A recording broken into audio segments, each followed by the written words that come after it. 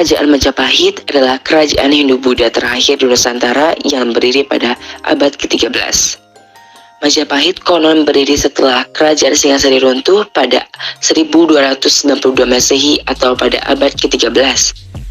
Ketika itu, Kerajaan Singasari runtuh setelah terjadi pemberontakan yang dilakukan oleh Raja Gelang-Gelang Jayakatwang. Kemudian, pada saat Kerajaan Singasari berada di ujung tanduk, cucu dari Raja Singasari yaitu Raden Wijaya melarikan diri dan meminta bantuan dari Aryal Wiraraja. Dalam pelariannya tersebut, Raden Wijaya membuat sebuah desa kecil di hutan daerah Trowulan yang diberi nama Desa Majapahit. Konon, nama Majapahit diambil dari nama buah yang ditemukan di hutan yang bernama Maja. Tetapi, buah tersebut diketahui berasa pahit. Seiring berjalannya waktu, Desa Majapahit terus mengalami perkembangan. Bahkan, Raden Wijaya berhasil menarik perhatian dari penduduk Tumapel dan Daha. Alhasil, Raden Wijaya berhasil membangun kekuatan dengan tambahan bantuan dari pasukan Kubilai Khan pada tahun 1293 Masehi. Pasukan tersebut lantas digunakan untuk membalaskan dendam runtuhnya Kerajaan Singasari dengan menyerbu Jayakatwang. Namun, setelah Jayakatwang tumbang, pasukan Kubilai Khan justru diserang oleh Raden Wijaya karena dinilai tidak tunduk dengan kekuasaan Kaisar Mongol. Keberhasilan itu membuat Raden Wijaya memimpin kekuasaan wilayah Jawa dan Majapahit. Ia juga dinobatkan sebagai raja pada tanggal 10 November 1293. Raden Wijaya pun memiliki gelar Kertarajasa Jayawardhana. Hal tersebut pun diyakini menjadi awal mula terdirinya Kerajaan Majapahit. Kerajaan Majapahit lantas mengalami kejayaan ketika berada di bawah pimpinan cucu Raden Wijaya, Hayam Wuruk. Hayam Wuruk diketahui memimpin Kerajaan Majapahit pada periode 1350 Masehi hingga 1389 Masehi.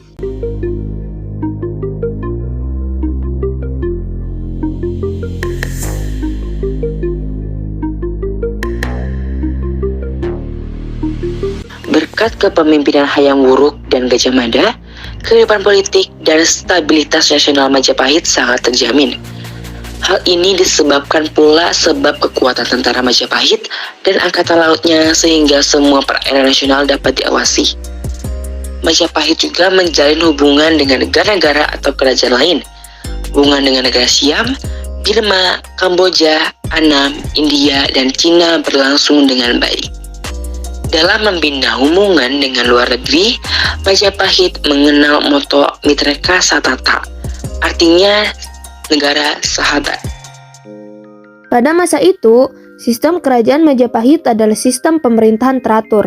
Ternyata, sistem pemerintahan ini cocok digunakan di kerajaan Majapahit. Buktinya, Majapahit dulunya adalah salah satu kerajaan terbesar setelah kerajaan Sriwijaya. Apalagi pada masa Raja Hayam Wuruk dan Patih Gajah Mada. Pada masa inilah kerajaan Majapahit mencapai zaman kecemasan. Pada masa ini, wilayah kekuasaan Majapahit sangat luas, bahkan melebihi luas wilayah Republik Indonesia sekarang. Oleh sebab itu, dalam melakukan pemerintahan, raja dibantu oleh berbagai badan ataupun pejabat. Badan atau pejabat yang dimaksud adalah Rakrian, Mahamantri, Katrini dijabat oleh para putra raja. Dewan Pelaksana terdiri atas Rakrian Mapati atau Patih Mangkubumi, Rakrian Tumenggung, Rakrian Demung, Rakrian Mangga, Rakrian Kanduruhan. Kelima pejabat ini dikenal Sang Pancari Wilwatika. Dewan Pertimbangan yang disebut Batara Sabta Prabu.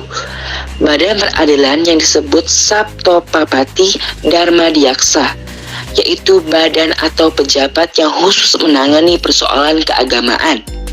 Di Majapahit ada dua Dharma Diyaksa, yaitu Dharma Diyaksa Ring Kasawiyan atau agama Siwa dan Dharma Diyaksa Ring Kasogatan atau agama Buddha. Dengan demikian, pada masa Majapahit, penganut agama Hindu dan Buddha dapat hidup berdampingan, rukun dan damai. Bhinneka Tunggal Ika Tanhana Dharma Mangrawa inilah semboyan rakyat dan kesatuan sehingga muncul sebagai kerajaan besar di Nusantara. Sampai saat ini, Indonesia sekarang masih menjalin hubungan dengan negara lain. Sekarang biasa disebut dengan hubungan bilateral, multilateral, dan lain-lain. Di tingkat tengah terdapat pemerintahan daerah yang dikepalai oleh seorang raja kecil atau bupati. Mereka dapat mengatur daerahnya secara otonom, tetapi setiap tahun berkewajiban datang ke ibu kota sebagai tanda tetap setia dan tunduk kepada pemerintah pusat Majapahit. Daerah-daerah demikian disebut mancanegara, yang berarti negara atau daerah di luar daerah inti kerajaan. Di tingkat bawah terdapat pemerintahan desa yang dikepalai oleh seorang kepala desa. Pemerintahan dilakukan menurut hukum adat desa itu sendiri. Struktur pemerintahan desa masih asli dan kepala desa dipilih secara demokratis. Dengan kondisi pemerintahan yang stabil dan keamanan yang mantap, Sumpah Palapa Gajah Mada dapat diwujudkan. Satu persatu wilayah Nusantara dapat menyatu dalam wilayah kekuasaan Majapahit. Dalam kitab Negara Kertagama secara jelas disebutkan daerah-daerah yang masuk wilayah kekuasaan Majapahit ialah Jawa, Sumatera, Tanjung Pura atau Kalimantan, Nusa Tenggara, Sulawesi, Maluku, Papua, Semenanjung Malaka, dan daerah-daerah pulau di sekitarnya.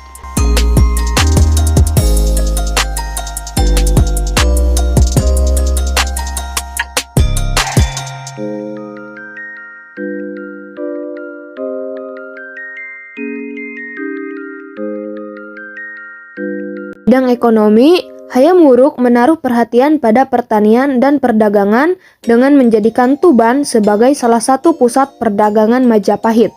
Berdasarkan berita Cina bernama Wang Taiyuan yang menggambarkan Pulau Jawa yang padat penduduknya, tanahnya subur dan banyak menghasilkan padi, lada, garam, kain, dan burung kakatua yang semuanya merupakan barang ekspor. Hayam Wuruk berusaha untuk menyejahterakan rakyatnya dengan membuat saluran pengairan, pembuatan bendungan, dan pembukaan tanah baru untuk perladangan. Kehidupan sosial Majapahit aman, damai, dan tentram. Dalam kitab Negara Keragama disebutkan bahwa Hayam Wuruk melakukan perjalanan keliling ke daerah-daerah untuk mengetahui sejauh mana kemajuan dan kesejahteraan rakyatnya. Perlindungan terhadap rakyat sangat diperhatikan. Demikian juga peradilan dilaksanakan secara ketat. Siapa yang bersalah dihukum tanpa pandang bulu. Dalam kondisi kehidupan yang aman dan teratur, maka suatu masyarakat akan mampu menghasilkan karya-karya budaya yang bermutu tinggi.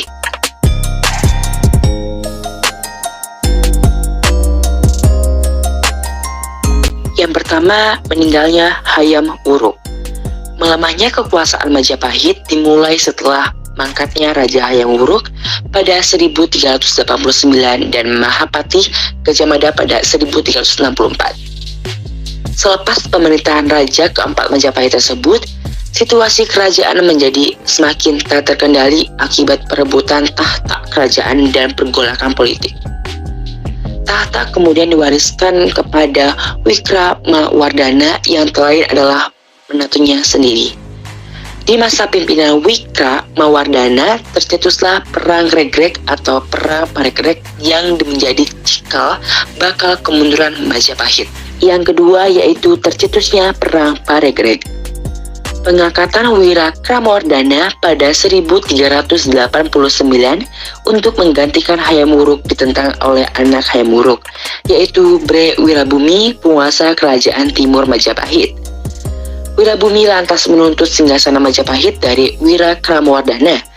Lalu pada sekitar 1404 sampai 1405 pecahlah perang saudara yang dikenal dengan Perang Paregrek yang menewaskan Wirabumi. Kekalahan Wirabumi membuat kerajaan timur bersatu dengan barat. Akan tetapi, kejayaan Majapahit tetap merosot lantaran melemahnya kendali Majapahit dan lepasnya daerah-daerah taklukan di luar Jawa. 3. Konflik internal Kerajaan Majapahit. Penyebab runtuhnya Kerajaan Majapahit berikutnya adalah adanya intrik politik dan konflik internal yang ada di dalam Kerajaan Majapahit. Meski perang saudara telah usai, konflik internal kerajaan terus berlangsung sehingga menimbulkan perpecahan. Salah satunya adalah pertentangan dan perebutan kekuasaan yang menyebabkan Kerajaan Majapahit semakin mengalami kemunduran. 4. Pengaruh dinasti Ming. Munculnya kekuatan baru dari timur, yakni ekspansi Tiongkok di bawah dinasti Ming, turut melemahkan Kerajaan Majapahit. Saat itu, perdagangan rempah-rempah yang pesat di daerah kekuasaan Majapahit tidak diimbangi dengan kekuatan pengaruh Kerajaan Majapahit. Hal ini mendorong dinasti Ming semakin memperkuat hubungan dagang dan politik dengan orang-orang di pelabuhan Nusantara. 5. Bangkitnya Malaka. Malaka saat itu menjadi jalur perdagangan rempah-rempah dari Maluku ke India dan wilayah lainnya. Namun, seiring hubungannya yang dekat dengan dinasti Ming, membuat jalur pelayaran Selat Malaka sulit disentuh oleh Majapahit. Kemunculan Kerajaan Demak. Munculnya Kerajaan Demak yang dipimpin oleh Raden Patah turut melemahkan pertahanan Majapahit. Raden Patah merupakan putra dari raja terakhir Majapahit, yaitu Brawijaya V dengan musim selir Tiongkok Siubansi, yang memilih mendirikan kerajaan bercorak Islam. Kekuatan perekonomian kala itu dibuktikan dengan berkuasanya Kerajaan Demak di 2 pelabuhan besar. Direbutnya bandar dagang yang dimiliki Majapahit itu mengakibatkan perekonomian Majapahit semakin melemah. Hingga akhirnya pada 1517 di bawah pimpinan Pati Unus, Demak menyerang Majapahit dan mengalahkan kerajaan tersebut sekaligus memantapkan diri sebagai kekuatan baru di tanah Jawa. 7. Penyebaran agama Islam menjadi penyebab runtuhnya Kerajaan Majapahit. Pengaruh agama Islam mulai masuk ke dalam lingkungan Kerajaan Majapahit yang berlandaskan Hindu. Kondisi Majapahit yang telah keropos akibat pertentangan internal kerajaan membuat pengaruh Islam semakin lebih mudah masuk ke Majapahit dan masyarakat Jawa. Hal ini menjadi salah satu faktor penyebab runtuhnya Kerajaan Majapahit. Masuknya pengaruh Islam dan proses Islamisasi di Jawa melalui beberapa cara, antara lain perdagangan dari saudagar Muslim asing, perkawinan, kepercayaan, hingga kesenian.